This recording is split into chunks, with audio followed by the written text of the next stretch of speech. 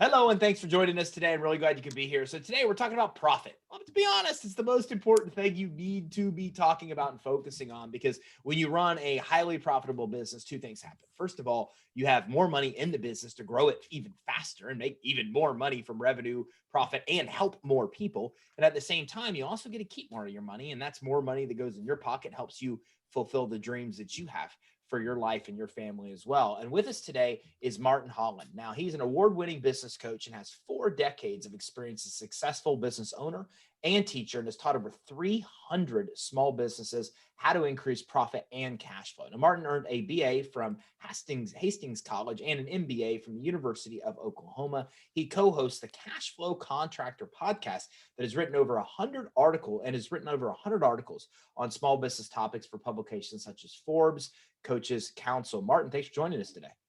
Hey, thank you very much. Appreciate the opportunity. Well, and I appreciate you being here, and I appreciate you talking about the topic as well, because look, you're a coach and you coach in a lot of different areas with what you do. But of the areas you touch on, I thought profit was important because it seems to be elusive for a lot of business owners. They kind of have that excuse that the money gets all reinvested in the business. But the reality is, Martin, from what I've seen, they don't even really know where the profits end up going. You're just nailing it. People don't know. And I want to make one point. I wrote a book called The Profit Problem. They say I make money, so why don't I have any? And your emphasis on profit is certainly appropriate. But the subtitle of my book says it all. They say I make money, so why don't I have any? The first thing is most of the businesses I work with, and my businesses range in size and sales from 500,000 up to 200 million. So a broad range. People don't know if they made a profit. And if they find out and discover that they did make a profit, which oftentimes comes at tax time, that's when they find out. They say, well, if I made so darn much money, where is it? So I like to point out to people that profit is not the end purpose of business. Profit that converts to cash is the end purpose of business. There are many businesses that make a lot of sales. They actually make margins and they also make a profit, but they don't have any money and they don't know why that is. So you can definitely go broke making a profit. Yeah, I see a lot of people chasing that. And I think one of the things that it starts with is just financial statements.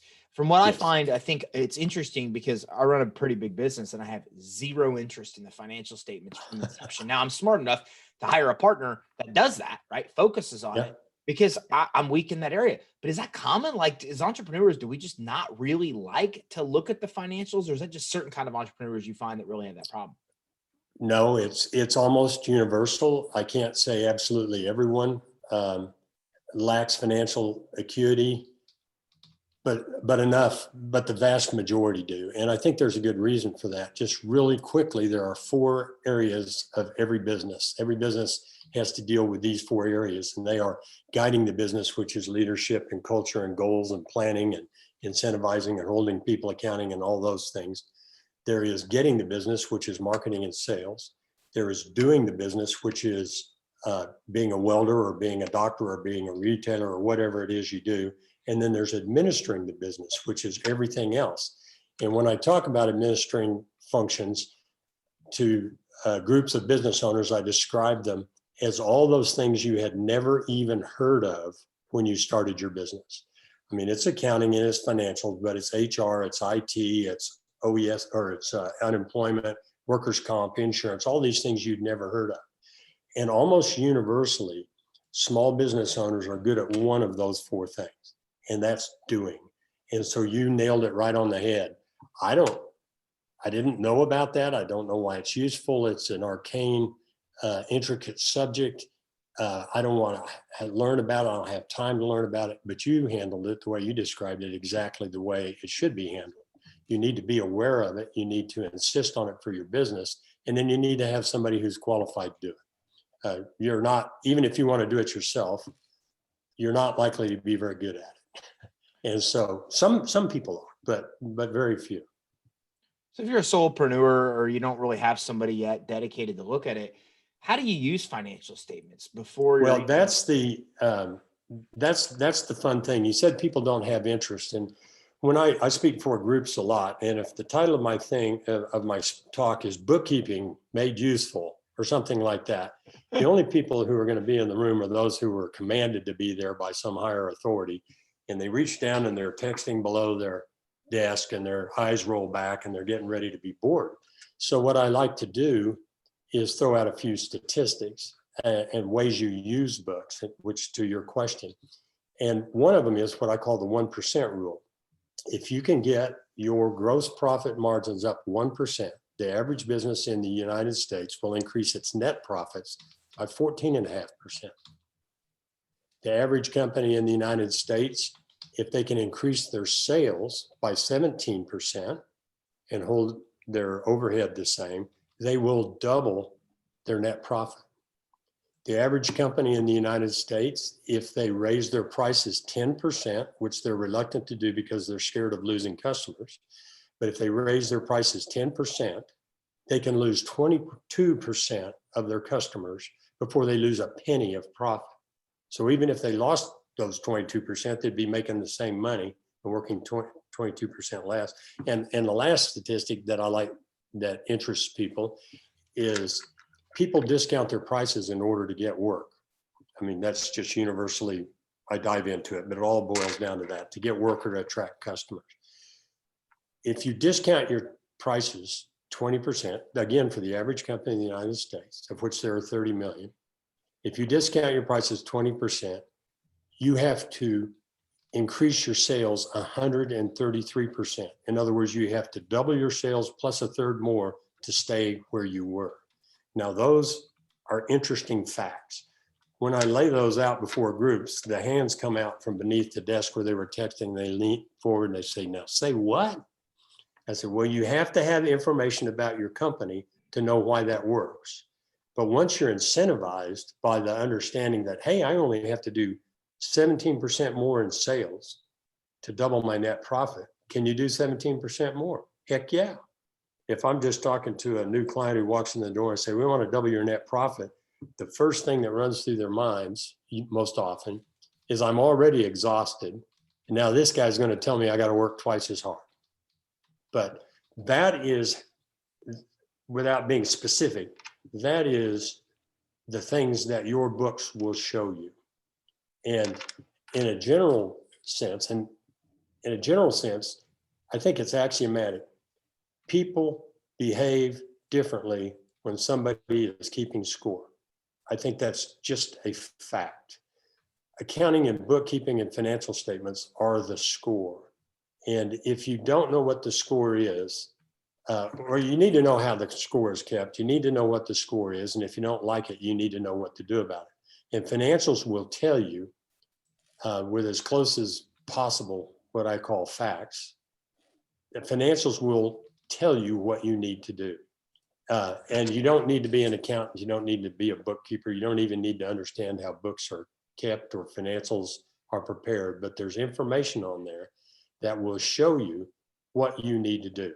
And once you have that knowledge, you have a clear path forward. So many interesting things from those stats. And let's talk about some of that. I mean, Okay. What do you find are some of the most effective ways to increase profits by 1%? Okay, well, one thing is understanding what I just said. I have an example in my book, an electrical contractor who's doing about $6 million a year in sales.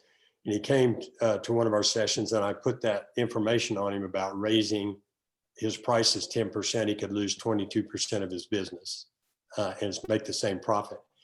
That was it. He left my office at 11 o'clock, went back to his shop that day, called all his electricians, and I said, our rate for the first hour of a two-man crew just went up from $95 to $132. Don't ask me where he got that weird amount, but he just did it. He did it that day, that moment, next call. The 3 months that I tracked him right after that, he made an additional $120,000 of gross profit without a single expense going up. And not one customer even mentioned the price increase. His low price was entirely his own head trash and his limiting thoughts. So there's one, raise prices. It depends on the business we're in, but if I had a group one time of 8 clients, and I challenged them to get their gross profit margins up 1% before we met. We met every 2 weeks. Every one of them did it. So if they did it with freight costs, one guy did it with credit card costs. One of the chronic things in contracting, and I work with a lot of contractors, is the guys leave the office at 7 o'clock in the morning, but they're not on the job till 8:30 because they get gas. They stop at the convenience store and drink coffee. And so we started having the parts delivered to the office. They got there, and as a result, they could do one more job per week.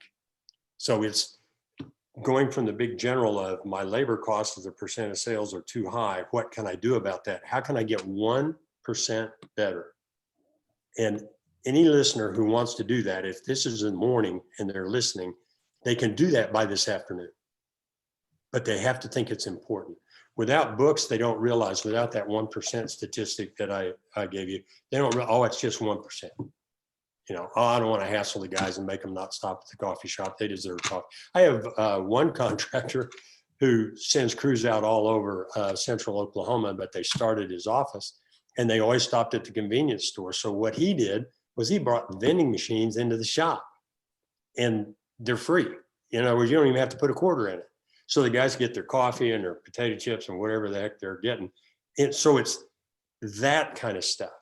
Well, buying vending machines and some potato chips, that costs him $1,000 or something like that. Well, he's got 6 crews working, getting one more job a week, and his average job is about $22,000 for foundation repair guys. Just one more job amongst all 6, 1/6 of a job. So it's that kind of thing. But if you don't have books, if you don't have information, if you don't have incentives, and if you don't track the results of those efforts. So you start out, I'm going to improve margins 1%. And so you go a month and we're better 0.5%. And you go another month and, hey, we get it, guys. We're now making this more money. Well, you didn't know, if you didn't know what the score was, you couldn't track the changes and you couldn't see the benefits of having done it, you're just not going to do it. And so having accurate financials so you really know what the score is just critical. And it's not critical that you keep the books. It's not critical that you understand how the financial statements are made, but you need to know what those numbers are telling you. And they're not that many. Here's a stat everybody needs to know. Everybody needs to know. What's the break-even sales for your business? In other words, let's just say on a month, you can do a month, quarter, a year, whatever. But on any given month, how much do you have to sell to break even? Break even being the point at which you're no longer, you've paid all your expenses, but you haven't made any profit. I've never met anybody who knew that, including the CEO of my $200 million company. I don't know, don't have any. You have to know that, because one of the important misconceptions in business that people need to understand, again, in the financial, their behavioral stuff, and the financial stuff is, a lot of business owners go to work on the first day of the month and they think, oh, I'm making a little money, my men are making a little money, my office staff's making a little money, my vendors are making a little money, my insurance, everybody's making a little money today, and the next day, and the next day. No, you are making nothing at all until you paid everybody else. I mean, that's definition of profit. And the reason it's important to know how much you have to sell is, if you don't break even till the 29th of the month, you had better not go fishing on the 30th, because that's your only opportunity to make money for you before all the monthly bills, recurring bills, reset and start over again the next month. Everybody needs to know that. They have to know exactly at their margins what their break-even sales are. And then my book is just replete. You asked specific examples, but the concept of break-even at that level of how much do I have to sell before I start making a profit is just one of hundreds of uses for break-even. Do I need to, can I afford to hire somebody? Can I buy that machine? Should I buy a machine? Should I move my office? Do I need new computers? They all have a break-even component, a financial analysis that will tell you or inform you yes or no. So financials inform everything. And the problem with most financials is people make an attempt at it. And they do that typically because they need to pay taxes, and they know bankers want to see some statements, and so they make an attempt at them, but they are just almost universally incorrect. And there are a lot of reasons for that, which are a little arcane, but they're just wrong, especially in contracting, manufacturing, things like that. People will look at their financials at the end of 1 month and it'll say they made $250,000 so far this year. Then they look at their financials at the end of the second month and it said they've lost $100,000 so far this year. $350,000 swing. Well, you would think what people would want to do is correct that, but what in fact they do is they just quit looking at their financials. And there are reasons for those swings, and it's how they're kept and how proper books are kept and so on. Again, the business owner doesn't need to know how to do that, but the business owner needs to know that it needs to be done, that it's useful, and insist that someone does it in his or her business. What about setting prices? That's one of the things you touched upon. How do you figure out what to set your prices at? And then how do you figure out if you already have your prices set now, what you reasonably can raise them to without, causing too many customers to leave? Well, there are some approaches to it. There's some break even is an approach. So you set a target. I don't want to get too far in the weeds on this one, and then I'll get to the real one. But there's a way to say, I have this much overhead expense, I have this much debt service I have to pay every month, and I want to make this amount of what I call free profit that's available to grow the company. That's how much gross profit I need to make, or that's and so there's a formula you can use to divide it and say, well, I have to sell this much at this margin. Well, do I have the ability to sell this much? If I'm a contractor, can I do that much work? If I'm a retailer, do I have enough floor space? So there are methods that I talk about in my book to go figure it out. But here's the real one. Price and cost are really not related. And people will guffaw when they hear that. And to give you an example, if you found a 3-carat diamond in the street, would you sell it for nothing, for pennies, because your acquisition cost was low? Heck no, right? So cost, not to get too far out, but cost and price are related somewhat because there's competition in the marketplace and people might be able to beat your prices, but that's a whole nother subject dealing with marketing and so on. But here's the real answer. Raise your prices till you can't sell anymore and then back off a penny. And again, it's not sales.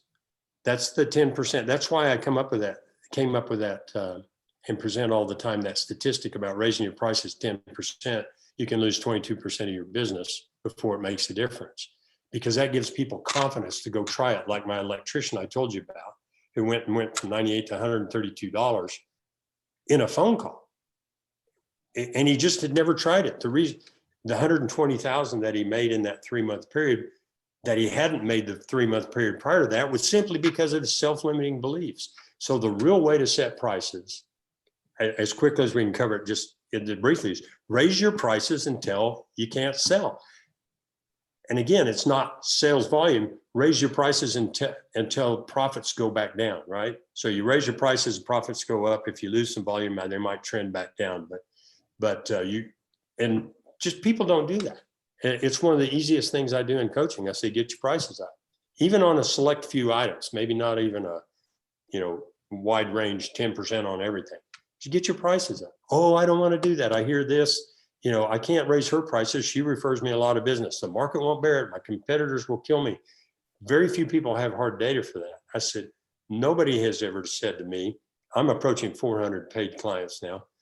No one has ever said to me from my clients or in talks I've had with other business people, well, I tested higher prices incrementally and my profits went down. No one has ever said that to me, ever. And I said, well, let's try that and see what happens. And the grins, sometimes they'll do it quickly, like the electrician. Sometimes it takes 2-3 months. But I say, guys, you're slaving away. And when you get down to the bottom line, if you have good enough records to look and you're making 2 or 3% of sales, average company in the United States makes 7% net profit on sales. So if you sell $1 million, you make $70,000. That is a paltry return, because after taxes, it's like 4%. And you haven't been paid any of that money because it's in receivables and inventory and things like that. what are you doing this for? Jim Rohn talks about disgust and says it's a negative word, but it can have a powerful positive effect. I love it when my clients get to the point that they're disgusted. I'm not doing this anymore. I am going to make money and succeed at this and thrive and meet my goals, or I'm going to quit. And then they take the steps that they're reluctant to take before they're disgusted. And lo and behold, the world opens up. So financials inform all that, bringing it back to financials from the head trainers.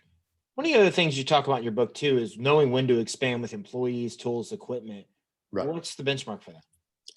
Well, there isn't a benchmark for that, but there is a way to figure out what the benefits of expanding are.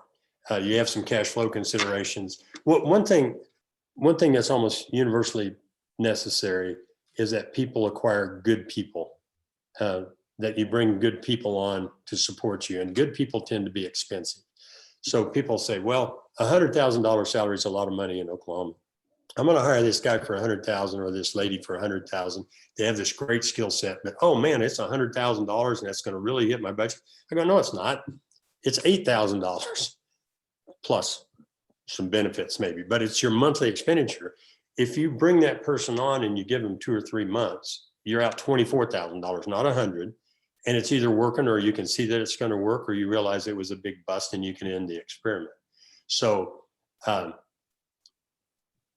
it's unique to each business, but there are methods, and you need to know what targets, and that's where margins come in again, somebody needs to be able to hit, or what the company needs to hit with this new person or this new machine in order for it to pay itself and give you a good return on it. And if that looks plausible, you go for it. There's no way to absolutely be certain about the future, but you can certainly know what needs to happen in the future in order for things to work. And you can look at it and say, is that reasonable or not? And make your decision with information rather than just how you feel that day. How do you understand? How do you manage cash flow? What are the best ways to figure that out? Okay, that's a fantastic question. First definition of cash flow is ebb and flow of cash in and out of your business, usually in your current assets and current liabilities. So money that comes in from sales, from accounts receivable collections, from sale of inventory, money that goes out as you lend it to your customers. So understanding what I'm a little surprised, but I do find confusion with people about what cash flow means. And that's what it is. It's the ebb and flow of cash in and out of your bank account. And there is a financial statement that will tell you precisely where every penny of your money went, but I like to distill it into these 3 things. If you made a profit, answering the subtitle of my book, they say I make money, so why don't I have it? If you made a profit, but you don't have cash, there are only 3 reasons. 1, you haven't been paid yet. In other words, you sold a job, you sold product, goods, services, whatever, on account, and your customers haven't paid you. So it's possible to make a profit, but you don't have any money because you haven't been paid. That's the first reason. The second reason, you already spent it paying down debt or buying assets. So you made a bunch of money, but you bought a bunch of inventory, or you made a bunch of money, but you paid down the mortgage, which are not expenses anyway. So the first one is you haven't been paid yet. The second one is you already spent it buying assets or paying debt. And the third reason is you, as the owner, took it as draws. And that's it. That's it. Well, there's a fourth one I talk about in my book, and that's someone else took it, and that's embezzlement. And you need to pay attention to that because it happens. If you've been in business for more than 5 years, it's happened to you. It might have been a credit card filling up a gas tank, or it might be somebody who took $340,000 as my bookkeeper did in my business, in one of my businesses. But those are the 3 reasons. You haven't been paid yet, you already spent it, or you took it as draws. So if you're having cash problems, you need to look to those 3 things and tighten your credit terms, improve collections. And there are a lot of things that you can do to do that. Get your debt under control, maybe keep your inventory down, and quit taking so many draws. Draws are absolutely the purpose of business. You as an owner are entitled to take money out of your business. But if you take it out and then all of a sudden you don't have any, it's kind of one of those duh factors. And most people, yeah, it's fair to say most of the companies I work with, when I meet them, they have no idea how much they took out of their company. And they're usually shocked when we get in and find out. So I don't know if that kind of answered your question. At the general level, those 3 reasons, figure out which one it is and get to work on correcting what the problem is. How do you pull money out? Like what's the best way? Because everybody does it differently. Like other people take really huge salaries. Other people take distributions. Well, that's another fantastic question. Every business owner, and I'm presuming, here talking to business owners, needs to take a salary from their company. First, because it's required by the IRS. You need to pay some payroll taxes. So you talk with your accountant about what's the right amount. You don't want to overstate it or understand it, but you need to, the IRS wants you to take a salary because they want you to pay some payroll tax. They don't want you to take it all as draws, which are not subject to payroll tax. So that's one thing, but more important than that is if you're running your business and you're making money and you're looking at how you're doing, but you're not charging for your time, you are lying to yourself. You are not really making the money you said because you're working for free. So that's the first thing, is take some portion of your income as a salary. And it also shows up all kinds of ways. If you're wanting to finance a new house and you go to the bank and you've not taken any salary because you took $1 million as draws, bank says you're not showing any income. And yes, it works that way. So there are lots of reasons. First, to take a salary, then to take draws appropriate to the cash flow needs of your business. And there are some great techniques. Mike Michalowicz has a book called The Profit First that lays out step by step how to begin to accumulate money into accounts with planning rather than just how you feel that day. Oh, I feel really good. I'll put 100,000 in this savings account. Next day you realize you hadn't paid your credit card to take 75,000 back. That's not it. But you can get methods to begin to accumulate cash with planning behind it. And then you look around and say, would it be safe for me to take 20,000 out of my company today? Yeah, we're in pretty good shape cash wise. And so you take it, but it's planned. It's not ad hoc or, yeah, let's take a vacation, go to Myrtle Beach. I'll pull 20 grand out. Let's go. Well, no, you do it with planning. If that answered your question, I hope. Yeah, more, absolutely. And this has really been insightful. There's so many things I love that you've gone over, especially these statistics. It's pretty astonishing about such a little move with revenue or profit, or, it makes such a significant difference. Yeah. And it's always the little things. It just, there's somebody that hit a home run, but again, if I get a contractor walks in here and the most they've ever done is $1 million contract, they get this $10 million contract and they say, wahoo, man. I say, well, you're dead because you don't have the cash, you don't have the resources. Those guys are going to string you out. It's going to be 2 years before you're paid. But they need to have an idea of what their capacity is, their ability to do things, and they have insight that comes from information. Where can everybody go learn more? Well, my book is available on Amazon. It's called The Profit Problem. They say I make money, so why don't I have any?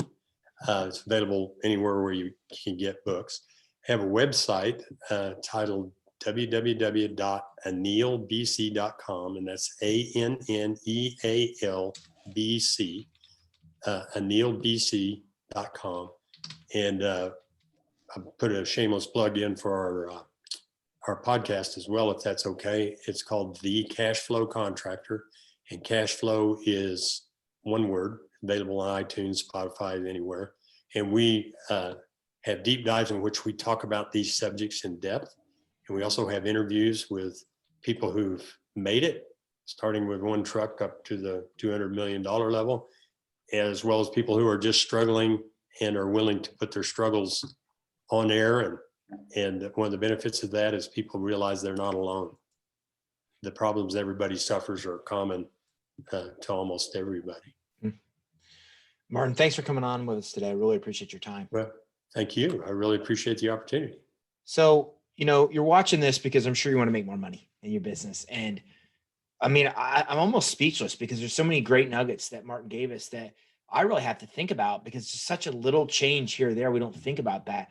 it matters dramatically when it comes to profit. And, things like raising your prices, it's something that so many of us are afraid to do, but like it's staggering how little you have to raise your prices to be able to see such a significant increase to your profit, amongst many other things that Martin talked about today. And I hope you pulled nuggets out as well. Make sure you go to, there's a lot of links that I'm going to actually put on the show resources page here, because I want you to grab Martin's book.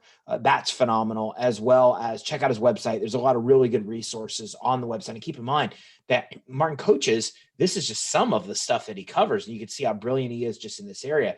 And you make sure you go to ANEALBC.com. That's ANNEAL. bc.com to be able to access the resources. You can actually access the book right from there, amongst many other things. And I'm going to put a link to Martin's podcast as well. So make sure you visit ANEALBC.com, grab the book, The Profit Problem, because again, that really maps out all these specifics you need to know to be able to make money, but actually make profit and keep profit. And that's why we're really in business. And stop making the excuse that you're just making profit, but reinvesting into the business. Let's be honest with yourself. You don't know where the money's going. This book tells you that where it's going, how to fix the problem. And honestly, you're not alone. A lot of us are in the exact same place where we struggle with this one thing. But the brilliant thing is you fix this one thing. It's all the difference to what you can do with the growth of your company and the living the quality of life that you always wanted to live. So make sure you go to ANEALBC.com. That's ANEALBC.com. Thanks for tuning in. Have a great day.